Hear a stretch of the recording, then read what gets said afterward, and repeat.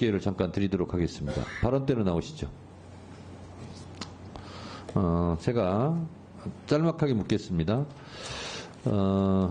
이용민 중령 맞습니까? 네, 맞습니다. 변호인이시죠? 전에는 박정훈 대령도 변호인 했습니다. 네, 알고 있습니다. 이용민 증인의 변호사로서 이용민 증인의 지금 심리 상태가 좀 안 좋은 것 같고 본인도 아까 치료를 받고 있다고 하는데 지금의 상황이 어떻습니까? 그렇습니다. 오늘도 약을 먹으면서 점심과 저녁에 약을 먹으면서 버티고 있고 제가 보기에는 옆에서 표정을 보면 안쓰러운 상태입니다. 이용민 증인이 왜 이렇게 됐습니까? 제가 파악하기로는 해병대 사령부 차원에서 차별과 정서적 학대 이것 때문이라고 파악했습니다. 이용민 증인은 포대 대대장으로서 지금 책임을 통감하고 있고 책임을 지겠다는 자세에 있죠? 그렇습니다. 수사 처음부터 도의적 책임뿐만 아니고 법적 책임에 대해서 모두 지는 것이 고 최해병에 대한 진정한 명복을 비는 길이다. 이렇게 밝혔습니다. 이용민 증인의 태도는 이러한데 그 윗 상관들의 태도는 어떻다고 생각하십니까? 특히 임성근 증인은 오늘 청문회에서도 허위 사실을 2번이나 이야기했습니다. 그 허위 사실 2번 얘기한 것은 무엇입니까? 오전에 자신의 부하가 수중수색한 사실을 7월 19일 19시경에 인지했다라고 얘기했습니다. 그러나 그날 사고가 발생하고 7월 19일 10시 46분경에 사단의 참모장으로부터 이용민 중령한테 전화가 왔고 당시 이용민 중령은 벨트 아래 수중수색 간에 실종이 돼서 사망했다라고 보고했습니다. 정상적인 군의 보고 체계라면 참모장은 바로 사단장에게 보고했을 것이고 또한 해병대 수사단에서 임성근 증인은 자신이 스스로 7월 22일 영결식 이후 수중수색 사실을 처음 알았다. 깜짝 놀랐다. 나는 수중수색 지시를 한 바 없다라고 말한 자신의 발언과도 배치됩니다.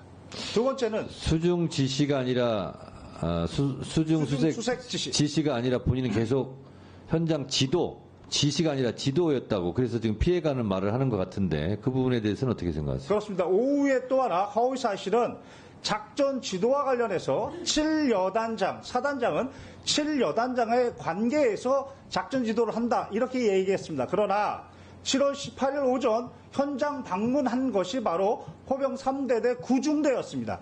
당시 구중대장은 전날까지만 해도 호우 피해 복구 작전이라고 알았는데 현장에서 갑자기 실종자 수색 작전으로 변경했고 당시 지형 정찰 및 위험성 평가를 위해서 병력을 대기하고 있었습니다. 그런데 갑자기 사단장이 나타나서 브리핑하고 있는데 갑자기 브리핑을 중단시키고 지금 빨리 들어가서 수색 안 하고 뭐하냐 라고 수중 수색 작전을 그리고 중대장한테 명령했습니다. 명백하게 허위사실이고 그 구중대가 바로 국민일보 일면에 나온 일렬식 수중수색 그 사진입니다. 자, 또 하나의 허위 증언이 있습니까? 이종섭 증인이 국민들 앞에서 이첩 보류 지시가 적법하다라고 얘기했는데 명백하게 법리 오해 위법입니다. 당시 최해병의 변사체가 발견됐습니다. 그러면 변사자 처리 지침에 따라서 해병대 수사단은 독자적으로 조사할 권한이 있습니다. 사망 원인에 대해서 그 사망 원인이 불명이면 불명인 대로 사망 원인이 밝혀졌는데 범죄 원인과 관련이 없으면 그러면 그때 당시는 국방부 장관의 지휘 감독권이 있습니다. 그러나 사망 원인에 범죄 원인이 있으면 개정된 군사보험법 2조에 따라 이첩시켜야 됩니다.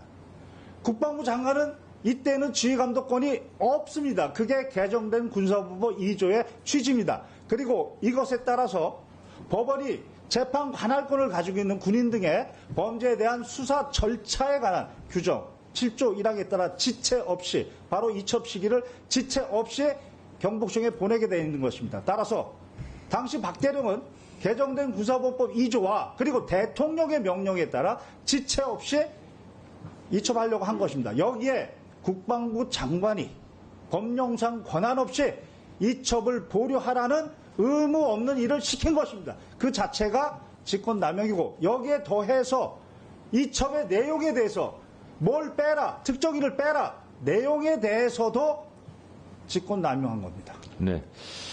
김경호 참고인, 혹시 아까 들으셨겠지만 임성근 사단장은 여단정을 통해서만 지시도 아니고 지도했다라고 하는데 제가 알고 있기로 7월 18일 예천 현장에서 군인다운 모습이 부족하다, 복장이 불량하다, 병력 왜 대기시키냐는 현장 지휘를 한 것으로 제가 알고 있습니다. 이게 포 3대대 구 중대장 대위에게 했다고 하는데 혹시 이 사실은 알고 있습니까? 그렇습니다. 저는 바로 군 검사가 사본을 만들어 놔야 됩니다. 라고 했던 사본을 다 봤습니다. 다 봤습니까? 다 봤습니다. 그러면 임성근 사단장이 여단장에게만 지도했다라는 말은 허위입니까? 허위입니다. 관련 카톡에 당시 실종자 수색 작전의 의사 체계를 카톡으로 했고 당시 포병 여단 대대 그리고 말단 간부들까지 사단장 지시, 사단장 강조 사항으로 모두 전파가 됐습니다.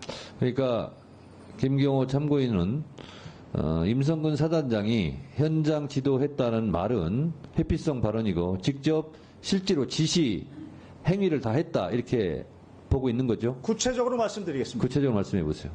당시 합참의 단편명령과 제2작전사 답변명령에 따라 7월 17일 10시부로 작전 통제권이 전환됐습니다. 그러나 7월 17일 21시 55분부로 자신의 명령으로 단편명령 23-19호 호우 피해 복구 작전, 호우 피해 복구 투입 실시라고 단편명령을 내렸습니다. 자신의 병력을 언제, 어디로, 어떤 병력을 투입하는 명령은 내릴 수 있습니다. 다만 여기에 예하부대 과업에 대해서 깨알처럼 구체적으로 명령을 내렸습니다. 이때 포병여단은 단순히 호우 피해 복구 작전이었습니다. 그런데 7월 17일 도착해서 10시경부터 카톡에 실종자 수색 작전이라고 사단장이 강조했다라고 그렇게 명령에 내려옵니다.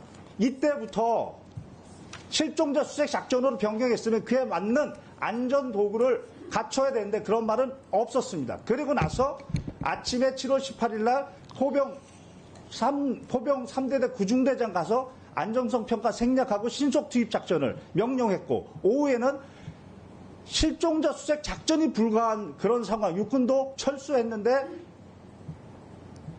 지속명령, 작전 지속명령도 바로 임성근 증인이 내렸습니다. 그리고 더욱 중요한 것은 이 사건 바둑판식으로 무릎 아래까지 내려가서 정성껏 찔러보면서 탐색, 임성근 증인이 강조했고 지시했고 그것이 카톡에 모두 나와 있습니다. 자, 김경호 참고인, 하여튼 하루 종일 말씀 참느라고 고생하셨는데요. 제가 묻겠습니다.